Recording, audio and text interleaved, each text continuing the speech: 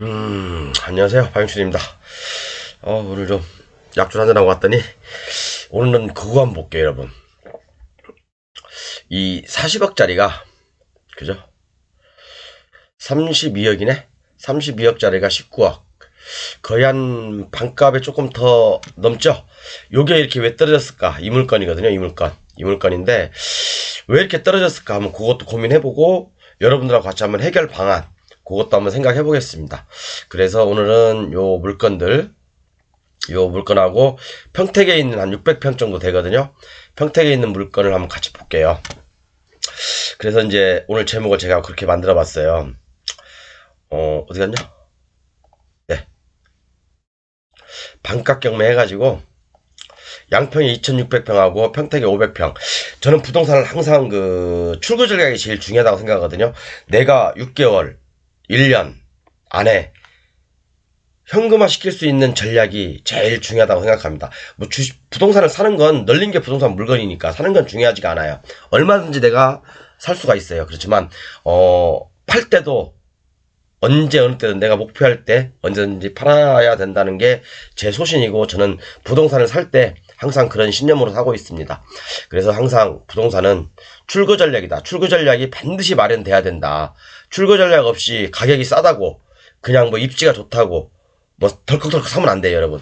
항상 우리는 내가 거기서 사업을 하든 아니면 다른 사람한테 임대를 하든 다른 사람한테 판매를 하든 어쨌든 반드시 출구 전략이 제일 중요한 부동산의 첫 번째 요소라고 생각합니다. 그래서 물론 이제 요것도 한번 볼까? 제 강의 교재를 판매하고 있으니까요. 필요하신 분은 캡처해 주셨다가 저한테 문자로 보내주십시오. 제가 전화를 다 못 받을 수가 있어요. 그러니까 문자로 보내주시면 여기 나와 있는 대로 제가 강의하는 교재 그대로 한글 파일 원본을 그대로 드리고 있습니다. 1000페이지 정도가 넘습니다. 그래서 보조 교재 한 30개의 파일하고 같이 드리고 있으니까, 그리고 이제 이 교재 구입 시 혜택은 입찰 시 무료 상담을 해드리고 있습니다. 필요하신 분은, 제 교재를 구매하시면 아마 여러 가지 도움이 많이 되실 거예요. 언젠가는 제 도움이 필요하실 겁니다. 그래서 한번 오늘은 요렇게, 물건 한번 보면서 말씀드릴게요. 양평군에 있는 물건이, 저는 모르겠어요. 이 위치가, 이 물건이 위치를 대충 보면, 위치 한번 볼까요, 먼저?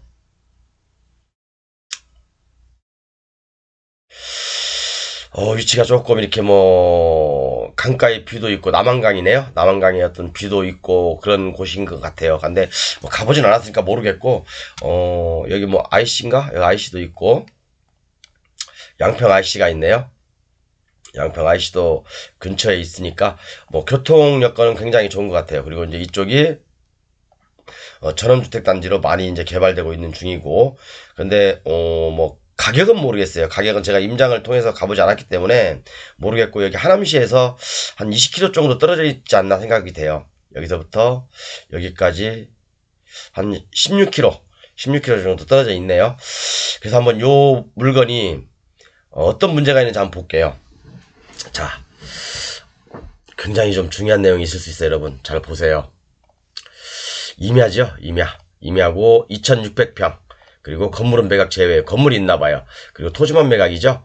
그래서 이제 공용을 분할을 위한 형식적인 경매. 그러니까 어떤 사람이 옛날에 지분을 낙찰 받았는데 또 지분을 샀는데 서로 협의가 안 되니까 전체를 다 지분 형식적 경매를 청구한 거죠. 이 전체가 다 경매로 나온 거죠.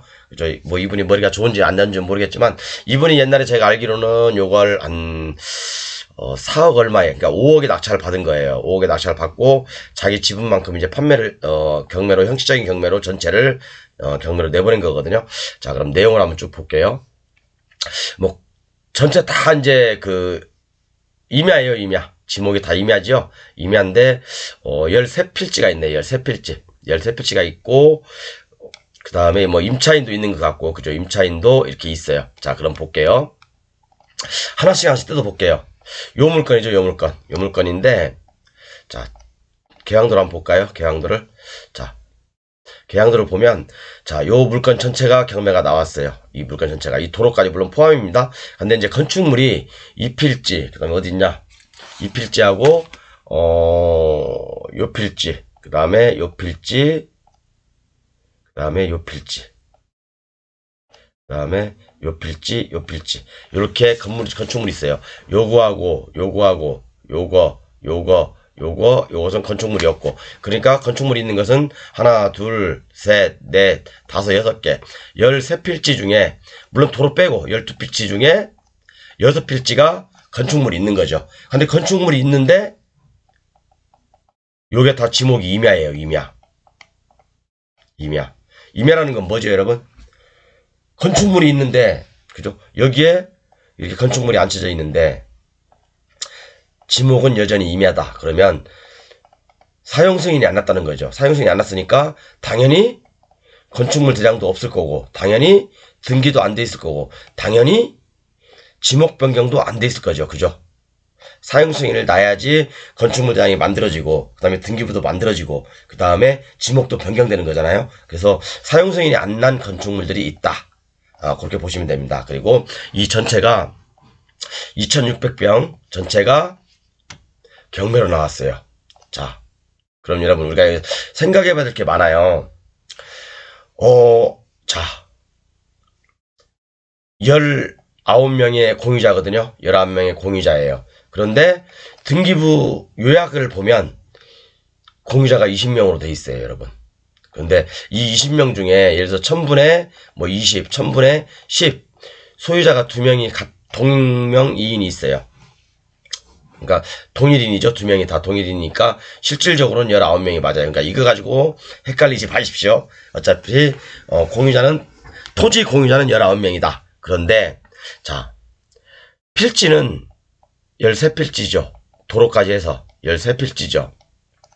그런데 이 중에서 6필지는 건축물이 있고 6필지는 건축물이 없고 나머지 한 필지는 도로고 이렇게 돼 있죠. 여러분 이런 물건도 볼 줄 알아야 돼요. 굉장히 헷갈리긴 한데 이런 물건을 분석해서 해결할 줄도 알아야 돼요. 안 그러면 여러분들 실력 평생 안 늡니다.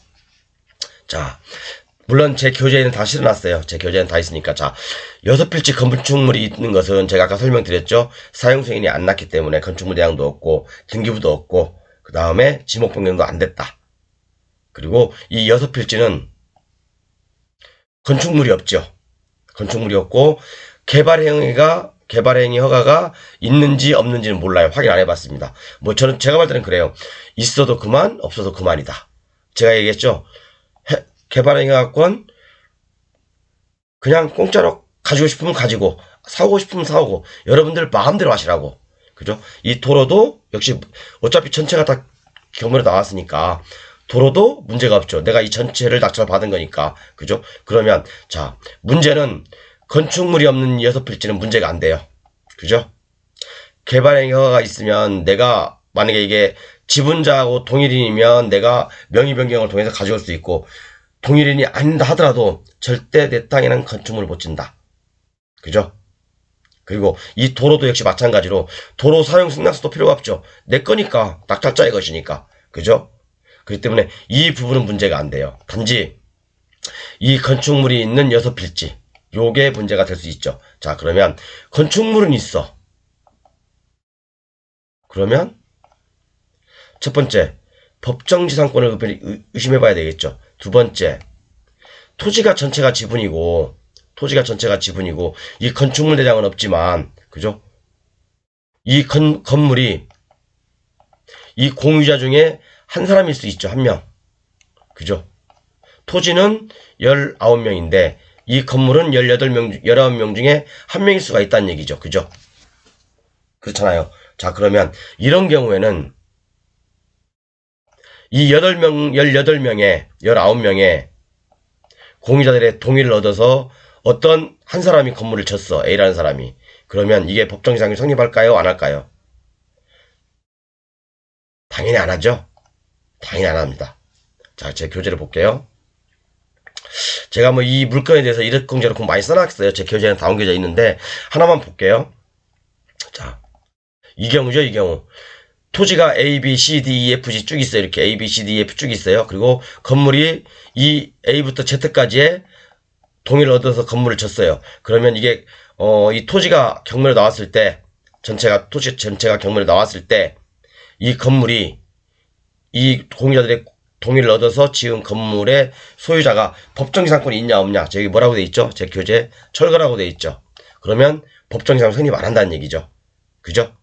자, 제 교재에 다 나왔습니다. 이것뿐만 아니라 밑에 20개의 사례가 더 있습니다. 제 교재를 구매하신 분들은 다 있습니다. 이게. 그렇기 때문에 이런 경우는 만약에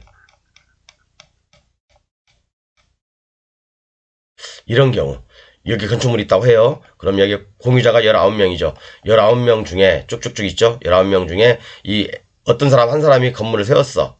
이 19명 중에 한 사람이. 그러면 이게 이 토지 전체가 경매로 나왔을 때 이 건물이 법정지상권 인정되냐 안 되냐 그거잖아요. 아까 제가 뭐라고 했죠? 제 교재에서 여러분들이 판례 찾으려면 힘들어요. 못 찾아요. 인정 안 된다. 그렇죠?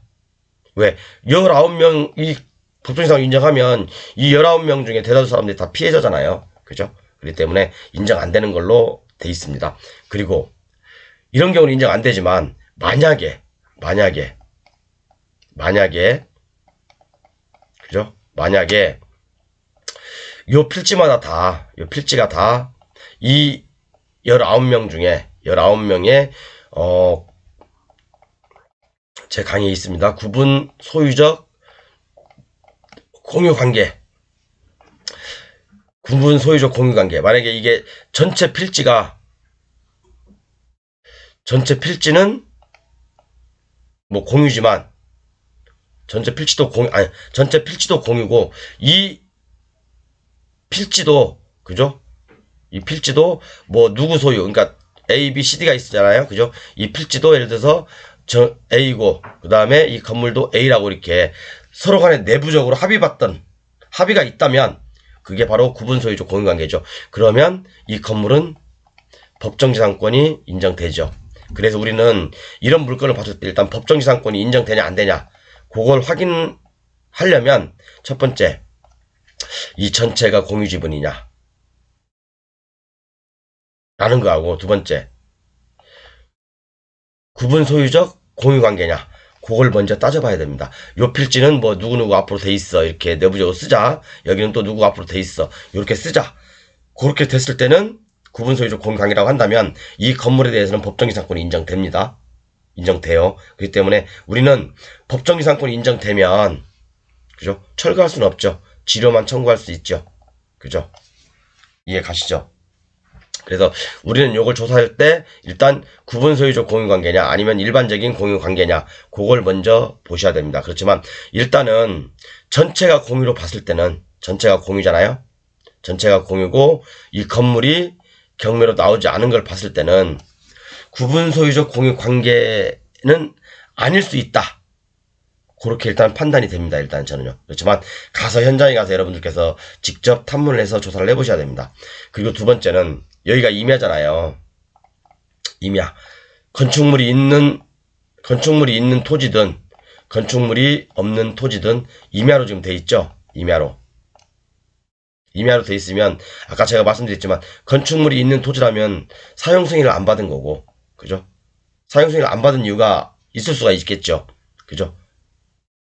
예를 들어서 산지 전용 허가 기간이라는 게 있잖아요. 제 강의도 많이 있지만 제 교재도 많이 있습니다. 산지 전용 허가 기간이 도가되었다든지 끝났다든지 그러면 어떻게 되겠어요? 산지 전용 허가 기간이 끝났으면 요것은 건물을 철거하고 원상회복을 한 다음에 다시 처음부터 산지 전용을 받아야 되겠죠. 이런 문제가 있을 수도 있고 만약에 건축물이 없는 토지라고 한다면 문제가 될 건 없죠. 그죠? 문제가 될 건 없어요. 특별히 제가 항상 목이 터져라 얘기를 했던 부분들이니까 요것은 그죠? 건축물이 있는 경우라면 산지 전용 허가가 만료되었을 가능성이 있다. 그죠? 산지 전용 허가가 만료됐으면 어떻게 되는 거죠? 당연히 건축 허가도 취소되는 거죠. 그렇죠? 건축 허가가 취소되면 어떻게 돼야 돼요? 산지 원상 회복을 해야 되겠죠. 산지 원상 회복을 해야 되겠죠. 그러면 산지 원상 회복을 하면 각 지자체마다 틀려요. 산지 전용이 취소가 되면 어떤 지자체는 2년, 어떤 지자체는 3년, 어떤 지자체는 5년 이내에 산지 전용 허가를 받지 못한다. 그것은 지자체 확인해 봐야 됩니다. 제가 오늘 사실 이 물건을 위해서 양평군청의 담당자하고 통화를 해봤는데 저한테 전화를 준다고 했는데 안 줬어요. 왜냐하면 그 담당자가 부임한 지가 얼마 안 됐더라고요. 보니까 잘 몰라서 본인이 확인해보고 저한테 전화 준다고 했는데 아직 안 줬어요. 제가 유튜브 경매사령관인데 이제 유튜브를 운영하고 있는 사람인데 몇 가지 확인차 전화 드렸습니다라고 정중하게 얘기를 했는데 아직까지도 양평군청에서는 저한테 전화를 안 주고 있어요. 근데 뭐 전화 주겠죠. 내일 기다려 보겠습니다. 일단 어쨌든 요런 문제들이 있죠. 자, 그래서 제가 정리하는 걸 보면 어쨌든 그렇습니다. 이 물건은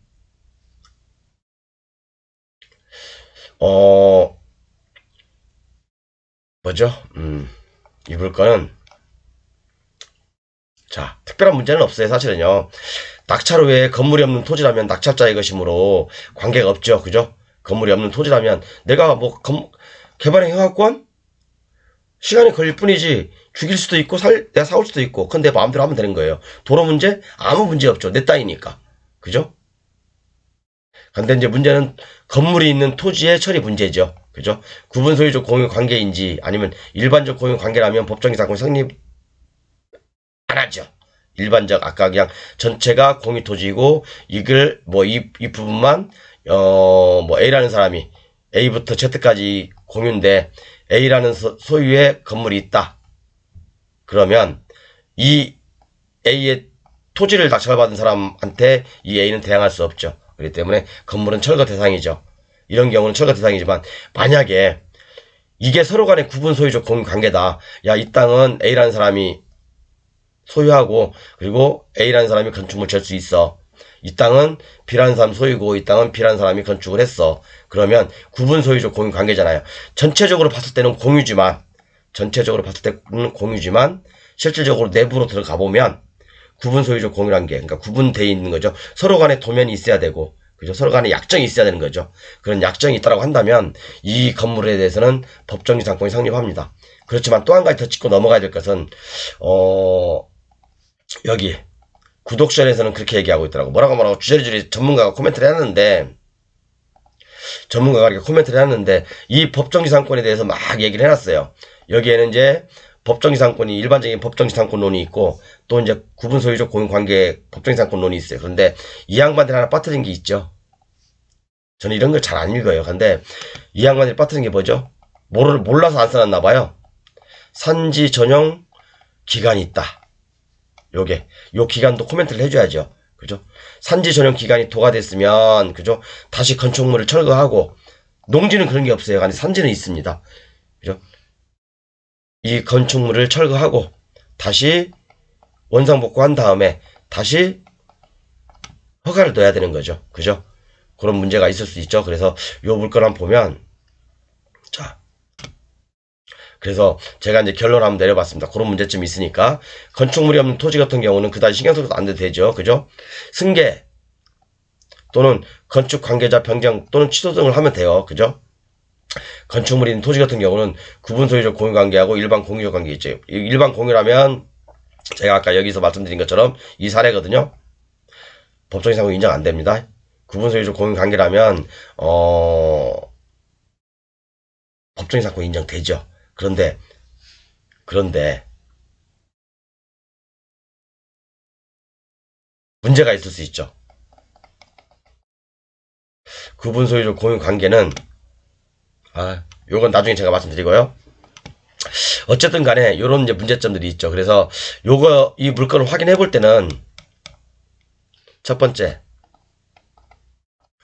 법정지상권 여부를 확인해 보죠. 법정지상권 여부는 이게 전체적인 공유관계인지 일반적인 공유관계인지 아니면 구분 소유적 공유관계인지 가서 확인해 보시고, 근데 일반적인 공유관계라고 한다면 저당권 설정보다 건물이 먼저 있어요. 먼저 있다고. 그러니까 우리가 여러분들 이거 헷갈리지 마시라는 게,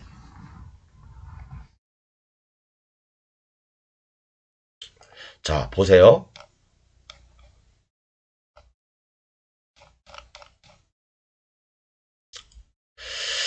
저당권이 언제 들어왔죠? 저당권이 2019년 들어왔죠. 근데 제가 볼 때는 이전에 2018년에 그죠? 한 번 더 이번에 1차 경매가 됐어요. 그런데 이때 당시도 건물이 있었거든요. 제가 봤어요. 건물이 있었죠. 그러면 당연히 2019년대에 들어온 저당권보다 건축물이 먼저 있었죠. 그죠? 저당권, 법정지상권 성립 요건이 뭐죠? 저당권 설정 당시에, 토지의 저당권 설정 당시에 건물이 있어야 되고, 건물과 토지 소유자는 동일인해야 된다. 그죠? 그런데 이것은 일단은 동일인이 아니죠.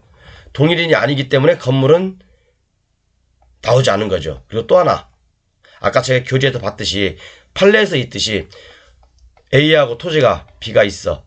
그죠? 그런데 건물은 A 소유야. 그죠? 이게 토지가 전체가 경매가 나왔을 때 이 A에 대해서 A 건물에 대해서 법정지상권을 인정할 거냐 안 할 거냐 그 문제잖아요. 그런데 판례에서는 인정 안 한다. 철거다 철거. 그렇기 때문에 이걸로 봐서든지 이걸로 보서든지 법정지상권은 일반적인 공유관계라고 한다면 법정지상권 성립 안 합니다.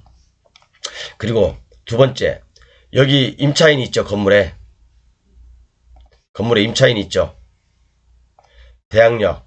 물론 여기에 이제 대항력이 다 대부분 이 사람 빼놓고는, 그리고 이 사람 두 사람 빼놓고는 다 대항력이 없어요. 그러나 여러분, 우리가 건물을 낙찰받습니까? 토지를 낙찰받습니까? 지금 토지를 낙찰받잖아요. 그러면 건물하고는 아무 상관없는 거죠. 우리하고는. 그렇기 때문에 우리는 이런 대항력 요딴 거 신경 쓸 필요 없다. 우리는 토지를 낙찰받은 사람들이기 때문에. 그죠? 그리고 여기 보니까 뭐 이제 그 개발의 행하권이 살아있대요. 여기 보니까 뭐야, 내가 아까 읽어봤는데 위에 있나 보다. 여기 보니까 어디서 또 내가 봤는데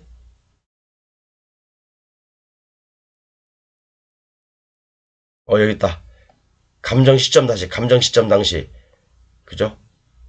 건축 신고가 유효한 것으로 조사 됐대요. 건축 신고가 살아있는 걸로 돼 있답니다.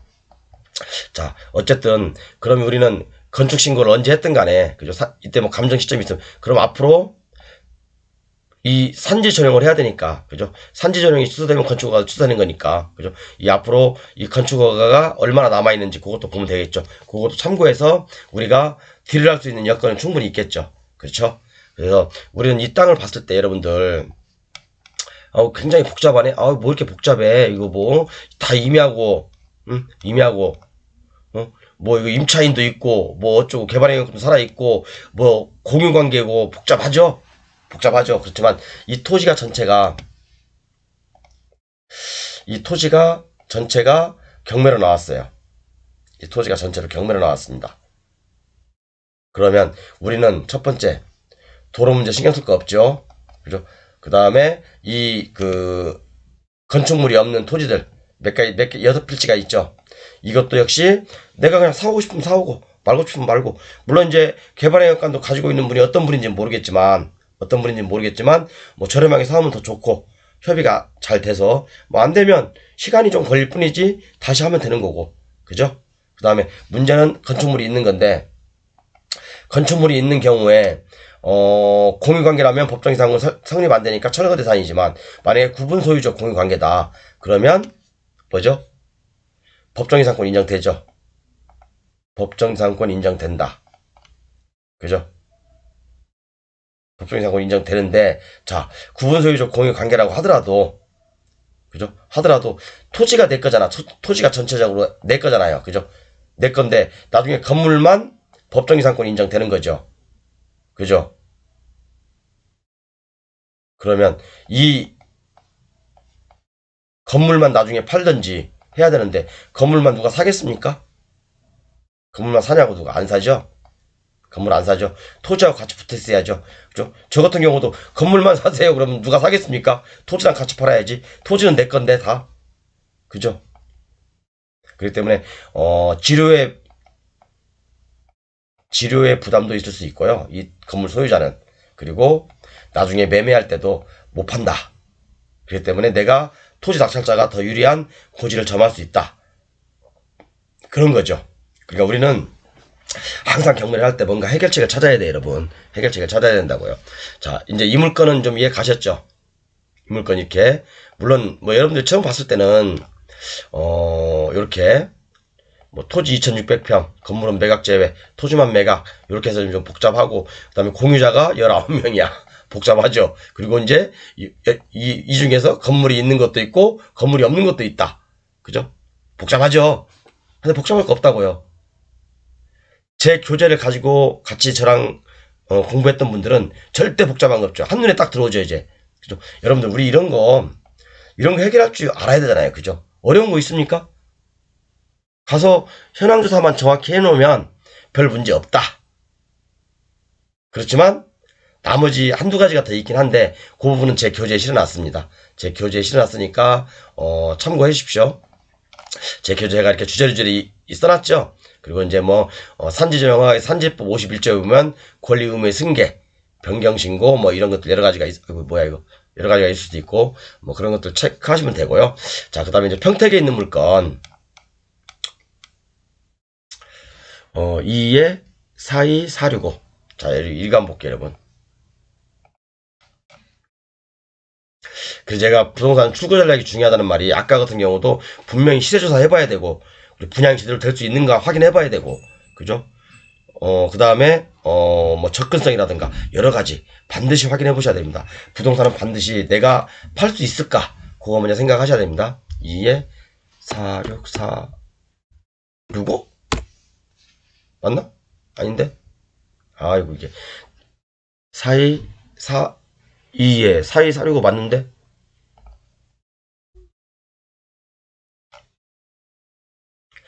이에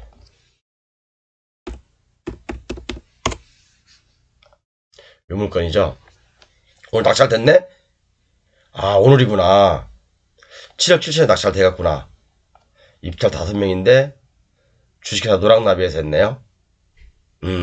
제가 요거 설명을 왜 드리려고 했냐면 자, 요것도 역시 이제 한 500평 돼요. 500평 되는데 개발행 허가권이 있어요. 개발행 허가권이 있고 요게 이제 어떤 거하고 관련이 있냐면 자, 지상권도 있고 자, 보면 이 물건을 딱 보는 순간 여러분 어떤 생각이 드냐면 여기에 보면 이거 설명드리려고 한 거예요. 공부상 지목은 임야이나 현황은 건축허가를 득하여 토목공사 및 건축물 등의 기초공사 등이 진행된 상태. 요렇게 돼 있거든요. 그러면 요게 어떤 상황이냐면 저는 가보진 않았어요. 대충 유추해보건데 요런 상황일 수가 있다는 얘기죠. 요렇게 요것은 제 교재에 있는 것들이죠. 물론 이게 이 물건은 아니에요. 자, 그러면 자, 이런 경우에 우리가 건축허가 있잖아요. 건축허가 있는데 이런 예를 들어서 부합물이 있을 경우에 그죠? 토지의 부합물이잖아요. 토지의 부합물이 있은 경우에 두 가지 판례가 있어요, 여러분. 제가 다음 시간에 할 거예요. 이게 이 토지 소유자 A의 부합물인지 아니면 제3자의 권한에 의해서 부합된 권한에 의해서 부합된 건지 그러면 제3자에 의해서 3자의 권리에 의해서 부합된 물건이라고 한다면요. 건축 관계자 명의 변경 신청이 안 돼요. 건축 관계자 명의 변경 신청이 안 된다고요. 그런데 이 A의 부합물이다. 그러면 건축 관계자 명의 변경 신청은 가능합니다. 제가 이건 다음 시간에 아주 자세하게 설명드릴게요. 굉장히 중요하거든요. 요거하고 그렇기 때문에 이제 이 평택시에 있는 물건은 만약에 이게 이 평택시에 이 도시적, 이게 도시적이거든요. 이게 도시죠. 도시 안쪽에 있다면 정말 굉장히 좋은 땅이죠. 굉장히 좋은 땅이죠. 그렇지만 저는 이거 위치를 딱 봤을 때는 가격은 비슷하긴 한데 위치를 한번 볼게요.